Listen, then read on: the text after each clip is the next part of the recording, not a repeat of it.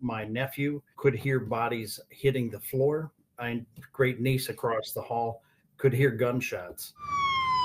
Monday's deadly shooting at Abundant Life Christian School left 2 people dead, 6 injured, and more lives forever impacted. There are a lot of hurting families in that Madison area today. New details are emerging about the 15-year-old female shooter who also died from a self-inflicted gunshot wound. This photo, found on her father's Facebook page dated in August, shows the teen shooting skeet, her father replying in the comments that they had joined a sportsman's club and were, quote, loving every second of it. It would surprise me if she got the gun from anywhere but the home. Police searched the suspect's home Monday and say so far the parents are fully cooperating. But there's another clue in the photo legal experts are pointing out: the T-shirt worn by the teen featuring a band idolized by the Columbine shooters in 1999. If we find that this T-shirt is an expression of an interest in and maybe research of those school shooters, that tells us a lot about what she was thinking. That could have been how she felt about being in a new school, her own self-image.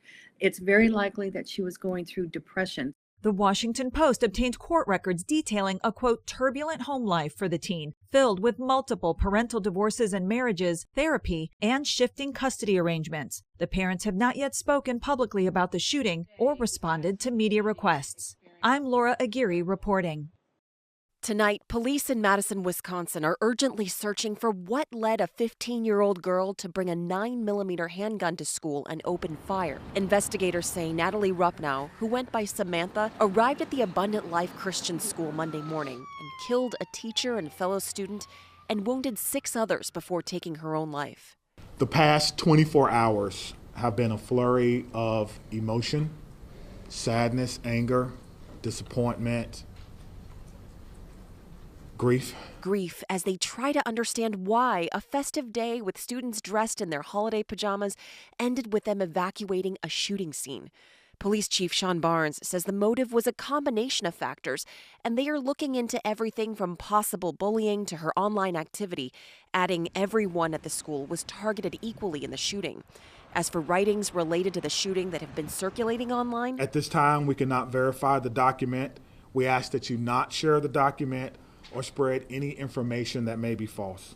But police are looking for original documents that may have been taken from the shooter's home and speaking to her parents, who they say are cooperative, to determine whether they owned or possessed the gun their daughter allegedly used. I think law enforcement will take the steps necessary, but we don't know nearly enough yet. Not enough to know whether the parents will face criminal charges. While the police chief says they will look into whether the parents were negligent, he says that does not appear to be the case right now. 2 of the shooting victims remain in critical condition with life-threatening injuries, and police are asking members of the community to respect the privacy of the student and teacher who were killed. That particular teacher, she would have done anything for those kids. She would have been right there. Loved the school, loved her kids, loved teaching. Beautiful lights. Yeah. That they were beautiful souls. It was at least the 83rd school shooting in the U.S. this year, more than any other year since CNN started tracking school shootings in 2008. There's going to be public debate about the motives and other aspects of this mass shooting. But let us remember this fact. Gun violence is the #1 killer of children in this country. That's a legacy we cannot accept. This Christian school is now a crime scene that's locked down. Investigators say they're talking to the parents of the teenage student about how she got that handgun that they say she fired inside her own school. Police say it was gunshots fired by a 15-year-old girl at her own classmates and teachers that sent parents racing to Abundant Life Christian School. I was on the road. I deliver for a living, and as I saw the cops driving by, then I got the text from the school, and that really hit me hard as I'm driving down the road seeing ambulances. By the time Carl Gottschalk picked up his young children hours later, his 2nd grade daughter Nora was still shoeless. I was in the hallway and I was changing from my shoes to my boots to go to lunch because I have recess after. But then I heard the shooting and screams. You heard screams? Police say it was a student her same age who alerted law enforcement. A 2nd grade student called 911. Those gunshots, police say, echoed inside a classroom. The shooting happened inside a classroom in a study hall of students from mixed grades. Police and firefighters cleared the school of roughly 300 students and teachers in a matter of minutes. By then, they say the shooter, Natalie Rupnow, who went by the name Samantha, was already dead from an apparent self-inflicted gunshot wound. We went to the church right next to my school, and everyone was panicking still because a lot of police were there, a lot. Now investigators are quickly trying to figure out what spurred the school shooting by a teenage girl, and parents are squeezing their children tightly, knowing at least 2 families from the school won't get that chance again. We always send prayers. We always send thoughts. And then when are we going to stop doing that? This is not okay. Tonight, investigators say they're looking into the social media of the alleged shooter for any clues about why this happened. I want to begin with you, Angel, if we can, because we all are just so concerned about what it's been like for you and your classmates. Can you tell me what it was like for you yesterday? It was very unexpected, and it was also very scary just because I didn't know what was about to happen, and it was also like in the middle of nowhere because we were just chilling in class and it just came. And it's really something you wouldn't expect in a small city in Madison, especially not in a Christian school. Did you hear the shots when they were fired? I did not hear the first ones, but I did hear a few shots. What did you think it was? It wasn't, I didn't really know at the time that they were gunshots because they just sounded like footsteps really loud or banging. So I just thought it was just, I don't know, just something going on. What did you hear after that? I didn't really hear much after that until the police came and they just like yelled, "We're coming in," Madison Police Department and whatnot. And they came in with long rifles. Angel, did you know the teacher or the student who was killed or anyone else who was injured?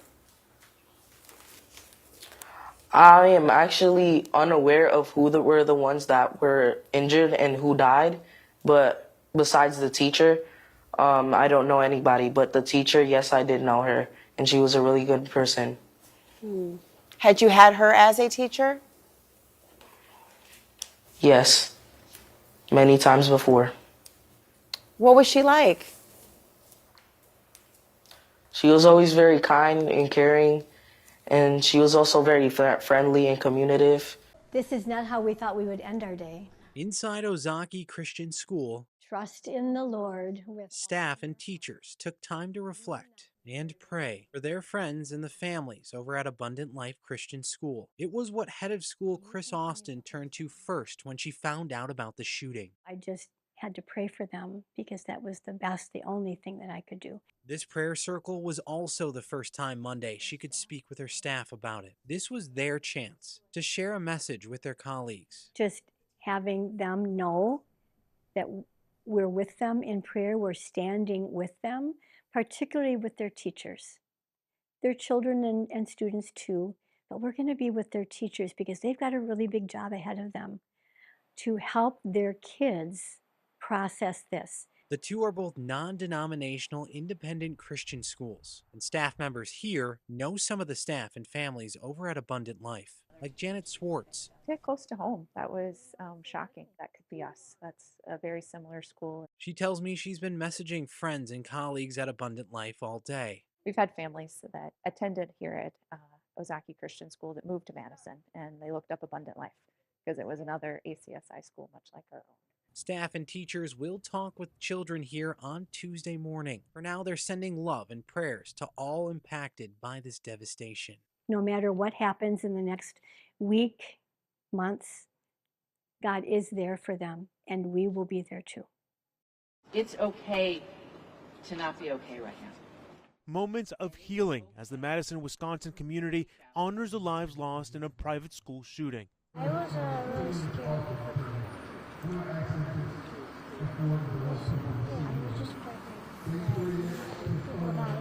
The vigil comes one day after police say a 15-year-old female student opened fire at the Abundant Life Christian School, killing 2, a student and teacher. 3 families woke up this morning to a world without a loved one.